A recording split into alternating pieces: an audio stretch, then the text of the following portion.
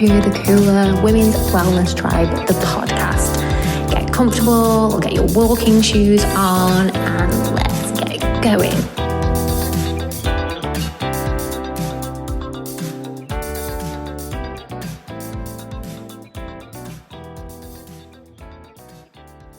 Hello, beautiful listeners. Welcome to another episode. And I have a beautiful guest with me today. So I have Asma with me. Welcome, Asma. Hello. Thank you. How are you? Excellent. So glad to be dropping in with you. I'm excited to have you here. So I have Asma's list of just reading her qualifications makes me feel like I've done a workout. It's amazing. So I'm going to share with you. So Asma is a health and fitness professional, former business owner. She's a professionally trained kinesiologist. I said I would get this wrong. Before I press record, I was like, I'm going to get this wrong. Kinesiologist, a certified sports nutrition advisor, certified fascial stretch therapist, ex-group fitness instructor. And 3 years ago, she left the fitness industry behind to step into her passion, which is women's health advocacy. And I said it all. What a CV. That's amazing. Yay. Yes, thank you, my friend. Thank you. It's been quite the journey, that's for sure. Yeah. It's been amazing. So tell us a little bit about your journey. So you're here in Dubai with me. How did you get here? How did you get all of this behind you? Yes. Okay. So let's rewind to, started a fitness business after my university, kind of looking for something where I could just serve the way I wanted to serve. And I tried applying for some jobs and trying looking that way, but nothing was resonating. And I was just like, I could do this on my own. So did that. It grew really well within our community, ended up hiring, a team, went through multiple team members just to find like those heart-centered people who were like genuinely wanting to serve and like were passionate enough to like have the knowledge and also do their own research and, just always like hungry and curious, like those curious minds. So it was a long road of hiring and firing, and finally like landed on like the last few years of my business landed on these amazing therapists. And we obviously, because they were so amazing, we grew our business, we had wait lists, and, then, it was exhausting along the way, had a few burnouts, learned a lot, had a lot of injuries, had some women's health issues. And at the same time, I was attracting these women, like as my journey evolved with like what I was going through with my health and my body, I was sharing accordingly, right? I'd share about like adrenal health and stress. And, I lost my period at one point for like 2 years and felt really robotic during that time. And was put on birth control. And so I just ended up sharing with women, my clients. We talked about sleep. We talked about like, bowel movements and like bloating and like just all the things. And they would be like, oh, I'm going to refer, my sister to you, or like my mom or whoever. And it was just kind of, before you knew it, I had this community of women who were like, I think we need to work with you. And, me not having that inner permission, if you will, because the fitness industry is very like, you got to do the calorie deficits, you got to, do the heavy hit cardios and like all the things. I was like really feeling that there was something more to it. So I was kind of really quiet about my message, but also not. And then ended up, having a few of my own big injuries, and then I got into fascial work, which was like a game changer for rehabilitation and even the nervous system. Like, as you know, like our fascial tissue, like the connective tissue, communicates with the external world and with our nervous system. It's like that middle ground. So if our tissues are tight and, like, what's the word? Not lubricated, like rigid, we're going to show up in the world in that same way. We're not going to be able to receive like intuitive messages. And, internally it causes a lot of stagnation too. So yeah, so, it's all involved in my own journey and then my own research and training.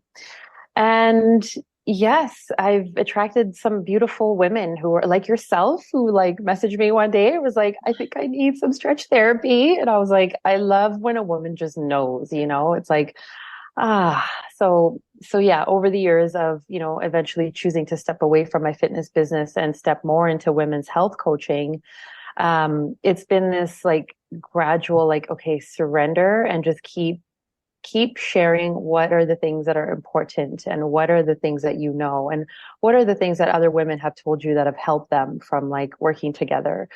And so yeah, it's been this like, mix of like, how does business look? And also how does my work look? How does it look in reality?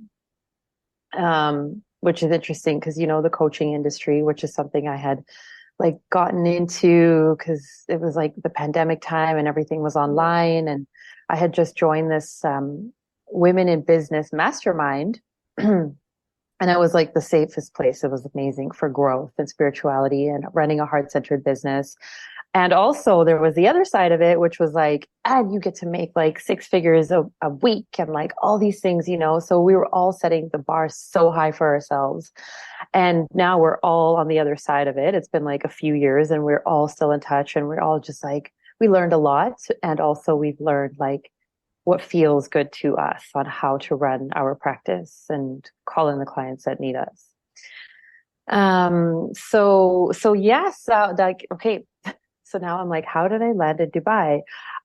Choose to close the business, close the stretch therapy. It was lovely, but it was exhausting at the same time. Like if I had to be really honest with myself, it was exhausting in a sense of like, I had a beautiful life. I had a beautiful apartment. I had a beautiful, like everything was amazing, but I was like, I don't appreciate this to the extent that that feels like I should, like I feel numb. I feel numb. And so I knew I needed to restore. I was like, I think I'm going to go to Costa Rica for a while. It all happened like within a month of like deciding, feeling into it. Okay. Simultaneously just things happened and I was like, okay, bye. I sold all my stuff and went to Costa Rica for 4 months, did surf school and then after that, and that was obviously, you can imagine how that was. Very, slow, pura vida, eating coconuts, very restorative.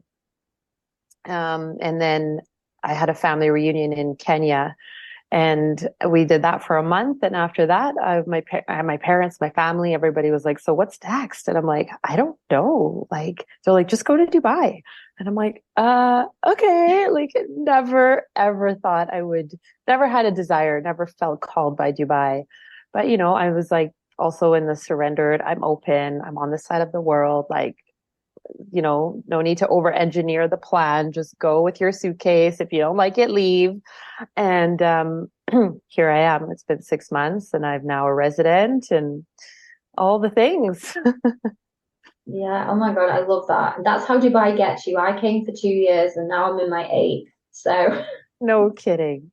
Yeah. Yeah, it sucks you in and then you can never leave. But yeah, I love that. Yeah. And I just love how you said as well that, sharing what you women want to hear. And I don't know if you feel the same. A lot of women don't talk about, yes, we have this stereotypical, women chat, women gossip and sharing all their problems. But I feel like that is just a stereotype because when you actually speak to a woman, there's certain things that, especially when you're a coach or, I'm quite honest about the way that my body works. And I can remember mentioning period poops, period poos is a thing. And, it's, hormones in your body and the amount of women that would just, if you mention that, like, oh my God, no one ever sits you down and tells you, look, just before your period, you might have a really uncomfortable tummy because there's a hormone that gets released and your brain doesn't know, and it makes you go to the toilet, and it's just part and parcel. No one tells us that, but then no one talks about it at the same time. No one Right. says, well, you're going to feel like ripping off someone's head maybe the day before your period, but this is the reason, this is what's going on inside, and it's okay. And I just think that we can sit with these things and think, what's wrong with me? Why does this happen? I'm a terrible person. I'm so unhappy. But it's because we don't share enough. I don't know if you Exactly. feel the same when you speak to, Yes, it's like they have an epiphany. totally. It's normal. Yes, yes. And I love the education part of it. I feel like, as much as we get to connect and share, but yes, you're right. Just educating women on like, hey, for example, like one of the things that used to happen in the fitness studio when I was in fitness was all the trainers used to put their clients onto the treadmill, right? Like come and warm up, duh. Like you're about to work out, you got to warm up because you got to lubricate your joints and do all the things. And I'm like, I know my clients so well. They're all busy moms. They're all entrepreneurs or they're running their own business and they're running around all freaking day, right? And I'm like, cortisol levels are high, the body's like tight, it's probably in a bit of survival. I used to be like, you're gonna lay on the mat for 2 minutes face down. And they're like, okay. And I'm like, and so they just got trained to learn. And I would train them. I was like, you're in survival. Like, you're here to rehabilitate your injuries and like get deeper connection with your body. Right. And just educating them. They were like, yeah, it was like really weird at first, but they were like, yes, yes. And then half the sessions, I found this like conflicting point because there's so much that they'd want to share with me. So we'd be like talking and I'm like, oh, but in the back of my mind, like we got to do the sets and the reps, So it'd be like, I'm like, dude, we barely like did anything. And they're like, don't worry. That was amazing. Like that was exactly what I needed. Like, I feel like I have so many takeaways from today and I'm like, ooh, okay, this is powerful. Cause knowledge that, and that feeling heard and validated, they're like, woo. Yeah. Yeah. And not so much yoga, I guess, but the world of fitness is very masculine. And, I'm guessing everyone listening to this has at least walked into a gym, whether you're a gym goer regularly. And it is just I just see myself walking into the gym and, I'll walk past the weight section with my head sort of hanging down and, you try and do little bits and the machines are so big for women's arms and just bringing that feminine energy, lie down on the floor and take, rest before you start, bring those hormone levels down because the general consensus is go into a gym and smash it, walk in, pick up the heavy weights. If you're not picking up the heavy weights, get on the treadmill and, if you're not sweating, you're not working, that type of thing. And I think bringing that feminine energy, that need of that feminine connection, mind-body connection. It's amazing. Yeah. And you're right. There's for the woman's body, there's actually no way around it. Like, healing injuries, healing the adrenals, healing the digestive system. Like we have to start listening and honoring the flow and the call and the capacity and the cortisol thresholds and like, all the deeper science stuff. I think I mean, I know I see it too, like being in Dubai, you see it everywhere. Like fitness is so big here, physical appearance, people are in the gym, women too. They're putting in the work like big time. And also like I've trained my clients to say, like, you don't know what's happening in their life. You don't know what's happening in their internal body. You don't know how their body feels. You don't know how their health feels. Are they in pain all the time? How's their hormones? So please do not compare yourself to your journey at this moment in time to this other woman. And it's not to say that her journey is bad or it's wrong. It's not. It's perfect. And also, I always just like pray that sometimes we don't listen until we get that diagnosis or until we get that loud sign from our body that's like, oh, hold on, something like everything has been brewing on the inside, but I've been doing what society tells me to do, which is train hard, intermittent fast, like do all the things. And internally, my body has been having its own experience. And now it's showing up on like the lab, you Yeah. know? Yeah. And is that what happened to you when you said you lost your period for 2 years? Yes, yes. So I lost my period. I was working at Gold's Gym at the time. I was like in my early 20s and I was surrounded by fitness competitors who obviously like had amazing bodies. They had abs, they had like wicked physiques, you know, and I'm like, I want to look like that. And so I talk to them and I'm like, what are you guys doing? And they tell me what they're doing and training twice a day, you know, limiting all the things. And I started doing the same thing. And I was also teaching like multiple classes and I was also starting up my business and in being in university, like my cortisol levels were just like, my body was probably like, no. So it clearly had no more capacity to function, to produce the period, to feel safe to bleed, to, you know, soften even. And so, yeah, lost my period. And I didn't think it was a big deal at all. I was like, oh, this is a little concerning. But, you know, at that age, you're like, sweet. Like, Yeah. I don't like, cool. We never got the education around it of how important it is. But the part that it started feeling not aligned was when I saw my doctor for it, like my family doctor of like years and years. And he was, you know, after all, he's a family doctor. So he's like, perfect. You're just going to go on these pills and, you know, a birth control pill. And like intuitively, I think that was the first time that I can remember that like I got an intuitive ping because like I felt this like, ooh, like, ugh, like I felt like this inside of me, my heart was like contracting. And Yeah. I was like, this doesn't feel right. And I did it. And I was talking to my mom about it. She's like, you know, it's not a long-term thing. Like she knows how I feel about all the things, chemical. And she was just like, it's not a long-term thing, you know, maybe just do it till you get it back and everything. I did it for a couple months. And then I was like, she was seeing this like acupuncturist and she's like, maybe you should go like see him. And so I did, barely spoke like a lick of English. He was amazing. And he was like taking my pulse, looking at my tongue, all the things. And he was like, your body does not want to bleed right now. And so what he was trying to say is you making it bleed and forcing it to bleed with this pill it's not helping. No. And I was like, cha-ching, like literally celebrating because I was like, oh my gosh, I just got permission. I got permission to get off the pill. So I literally did like that day.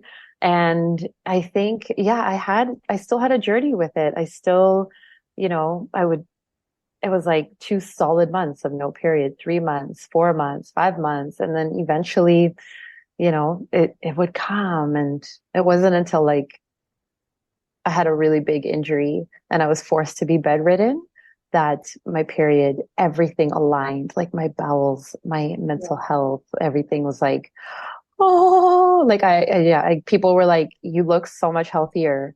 And I was like, yeah, but I've gained like 8 pounds. And they're like, you just look so much more vibrant. You look so much more alive. Cause I think I was just like drained, training for a marathon, you know? Oh my God. And I Yeah. think that's what women, and again, another thing we're not told, our period is our fifth vital sign. That's why they ask you when you go to the doctors, when did you have your last period? Because if you say, oh, it was 2 years ago, that should set off alarm bells. And I know with medical doctors, their first answer might be that, oh, we'll put you on the pill to try and, you know, even it out, I guess. But then I think with our jobs, our roles, our through this podcast, trying to tell women that it's your body telling you something and to listen. So what can you change? So in your case, you really needed to slow down. You needed to probably eat more, rest more, you know, and you were only young. So your body was like, oh, we're going to stop the period, try and give her a sign that she needs to stop. And I think it's spreading the word of listen, what is your body trying to tell you? And it could be the opposite way. It could be that your periods have stopped because you're not exercising and you're not eating the right foods. And it can be the other end of the scale. And then really tuning in and spiritually, like you said, that first ping of intuition, like I feel like my period, my whole cycle actually literally guides me through the month. And I'm always talking to my ovaries and my fallopian tubes. And, to the point when I get my period, sometimes, the split second, when I had it when I was on holiday in the summer, I got it on my last day in New York. And I had a split second of, oh, it's the last day and I just got my period. But then I actually thank my body now. I'm like, thank you, thank you, thank you. And I was like, sorry, I take that back because you're showing me that everything's in working order, everything's okay, and I really appreciate the body communicating with me. And my first period after the summer, because I'd been to Vegas and, I'd been to traveling and my usual routines were out of sync, I did actually really feel it just from having 6 weeks of, I didn't eat really terrible foods, but I wasn't having my nuts and my seeds and my fruit and I really felt out of whack. My first period fell on the full moon at the end of August. And I was literally, for one day, I really couldn't cope. I was like, I'm so sorry. Well, because I'm so in tune and my body was like, this is because you were eating all that crap on holiday. And I really felt it. And I just think like how awful must women feel if they're not, no one said to them, listen to your body, it's there to help you, it's your best friend. She's gonna guide you. It's beautiful, isn't it? It is. Yeah, I love that you had that experience where you were like, actually, thank you. Everything's working order. Yeah, for sure. I want to speak to that, but like same, but like in the fitness part of it, because I hear it, but just because I hear it all the time. Like, I'm working in the front lines of the fitness industry again now. I'm still doing women's health coaching, but I'm also helping a fitness studio with operations and business development. So I'm talking to a lot of women who are looking to lean out, get fitter, all the things. And the period conversation is so easy because for some reason, there's this I'm tough because I still work out on my period narrative, right? And I get it. I definitely get it. And this is one thing, like if I could wire half a woman's brain with this, just, unraveling this mindset that this is my badge of honor. I work out when I have my period. Like I would be so happy to just give her that permission to be like, or the knowledge or the science, like whatever it is, to not, and not even to not because I said not to, or because any women's health or any coach or any expert, anybody said not to, but to just have the permission to have that curiosity as to, is this serving my end goal? Yeah. I want to be fitter. I want to be leaner. Now, knowing that when you have your period, your hormones have flatlined, your cortisol thresholds are lower, your body wants to cleanse and detox. Like toxins live in our fat cells. And if we are holding them, our fat cells will not shrink. Right. So it's like knowing this, like I want to, but it's like, it's so left field when you're coming from people who just hear about the macros and the calorie deficits and the calorie that you burned on your Apple Watch. And, it's like now we're talking deep and it's like, oh, it's uncomfortable. It's like, yeah, but I feel fine,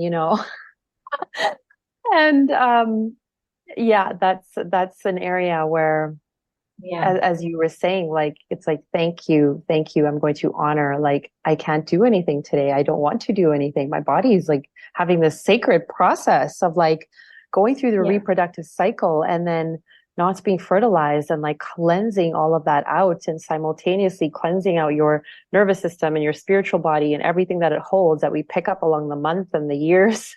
It's like, this is way more powerful because anxiety levels will decrease and you won't feel tempted to go to that coping mechanism or the, dissociative behavior that is in the background, keeping you at the same fitness life, Yeah. Yeah. And the question would be, yes, okay, you can work through your period now, but that's not sustainable, because your story is a perfect example of something will happen and it's going to affect, and then you're going to have to pay for it in the long term. So by taking the day off before, the day of, and the day after, it's only 3 days out of what, average 30-day month. If you're exercising every day, it's nothing.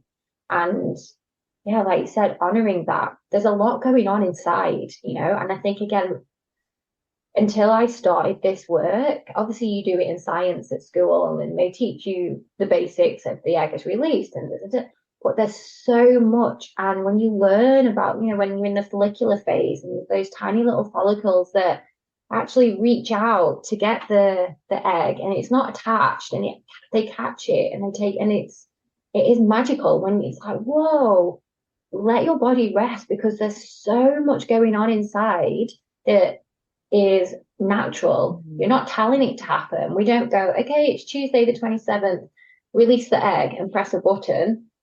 It's, and if you've got your cycle, like I'm quite lucky that, touch wood, it's every 28 days. And even that in itself blows my mind. Like, my body knows it's 28 days every single time, like 28, 29.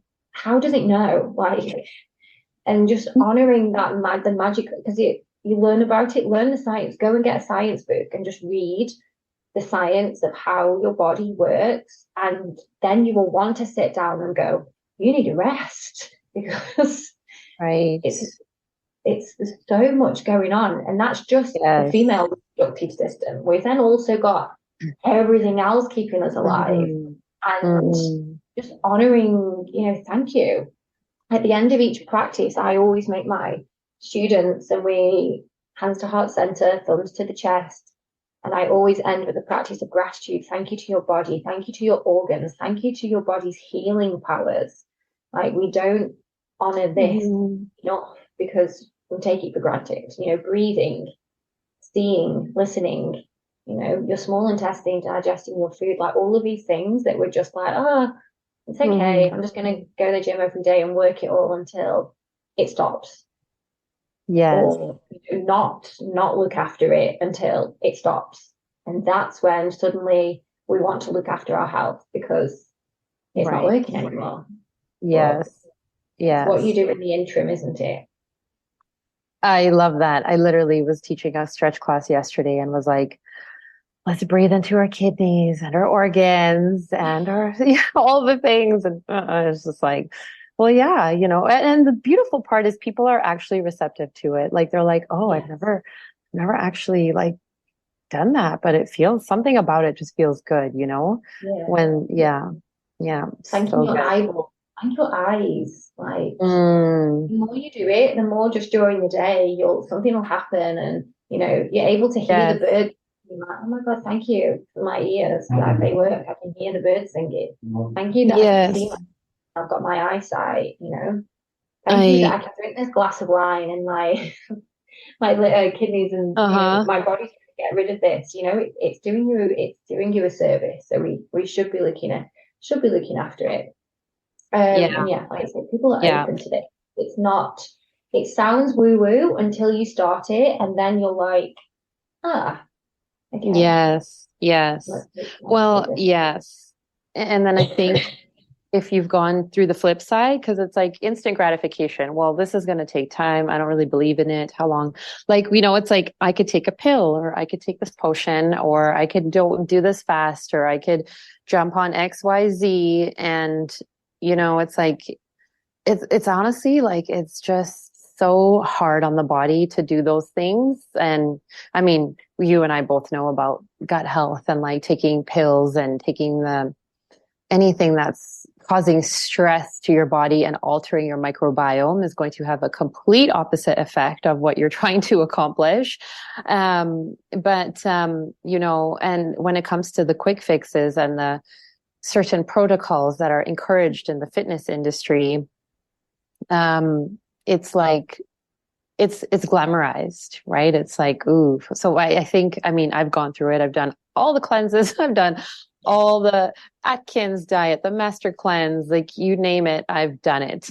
And it lands your body in a just like it's withered and it's tithered and it's tired and it's not, and it's stagnant. And you mentioned bowel movements earlier, and it was like, yeah, that shuts down too. And it's, once that shuts down, it's like, oh yeah, you might as well, like if I had a client who was like, I don't poop and I have fitness goals and I don't exercise, I'd be like, okay, address this pooping situation first, like the natural circadian rhythm, like it's not working. Something, yeah, let's way more important than your HIIT class. Totally. And I used to, so that the gut, going back to the gut, again, another thing, that mind body, your stomach, the gut is your second brain. And for, I don't know, maybe a year, 2 years, when I was going through my total, anxiety was my normal state. I didn't think about, how do I make my mental health better? Because my gut was off. So I went, I'm going to go gluten-free because this is what everyone is doing. Everyone's gluten-free. So my gut was off. I was having stomach cramps, either going to the toilet too much or not going to the toilet at all. And, did going gluten-free help, or did the big changes really come when I started to look after my mental health? And I'm going to go with the latter, because as soon as I started to journal, meditate, take time when I was feeling anxious to stop and ask myself, right, what is going on here? Is this a situation that I can control? And, taking my thoughts out, like, right, these are just thoughts. These are not truths. And really and I've spoken about my anxiety in other podcasts, so my listeners will know, but once I'd really tuned in, lo and behold, my bowel was fine. And so I was like, oh, do you know what? I'm going to eat some pizza. No bloat. I'm going to eat a piece of bread. No bloat. I'm going to go to Subway for the first time in 2 years, I'm going to go and have a Hummingbird bakery. These things that for 2 years, no bread, no pizza, no cakes, no biscuits, little tiny treats that probably would have helped my mental state, because it was a little bit of self-love. Like, I'm going to take myself off and sit somewhere and have a nice piece of cake and a cup of tea. But for 2 years, I was restricting that, and it was all in my head. Literally, the food problems, the anxiety, and like poor me, went to so many birthday parties and didn't have the cupcake because I was gluten-free, and I'm sorting out my gut when what I needed to do was sort out my head. And now Yes. I don't follow anything. I just don't eat red meat, but that's by choice, because I feel sorry for the cows.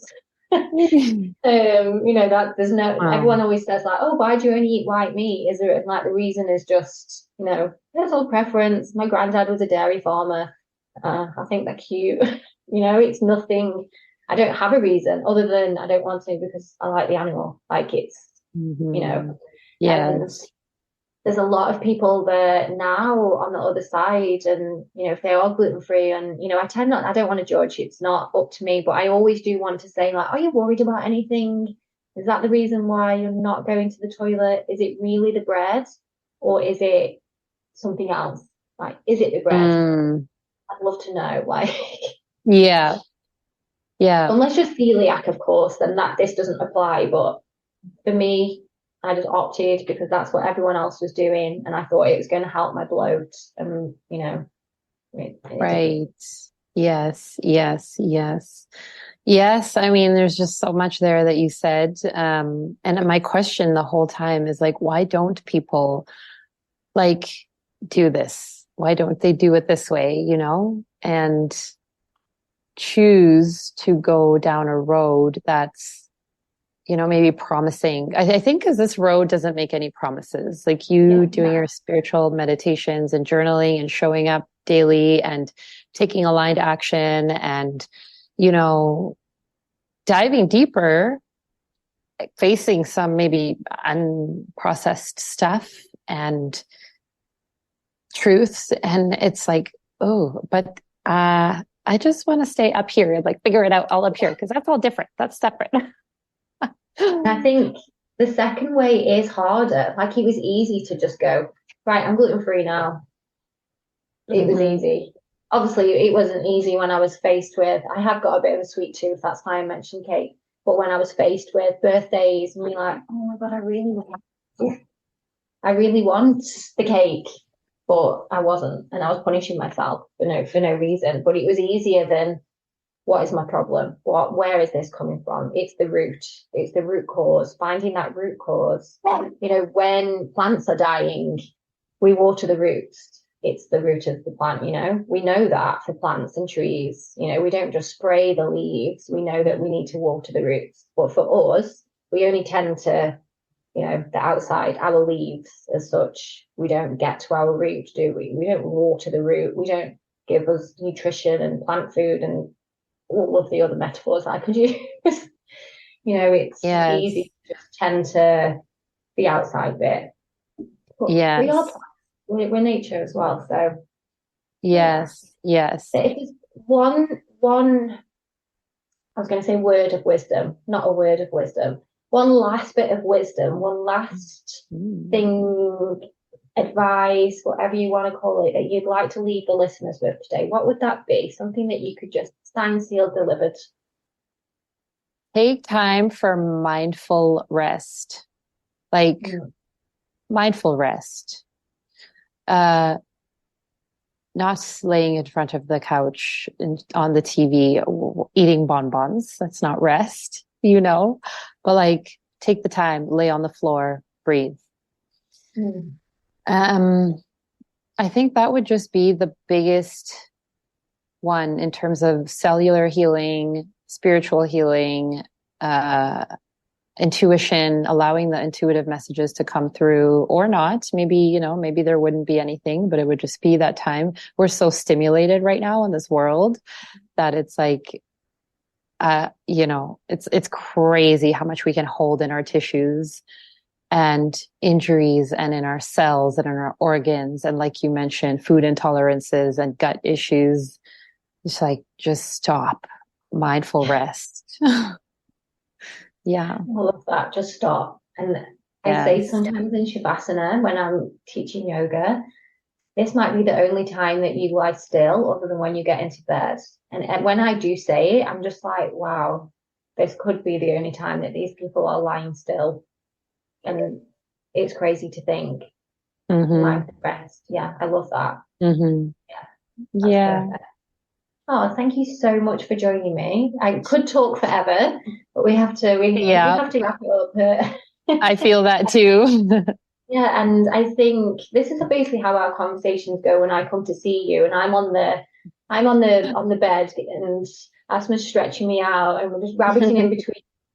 I'm trying to release and let go of the tension, and at the same time, like, but yeah, and I'll put all of your information in the show notes, and of course reach out to either of us if you have any questions about anything that we've mentioned. We're happy to help, and thank you so much again for coming. Thank you for listening, and I will be back next week. Thank you.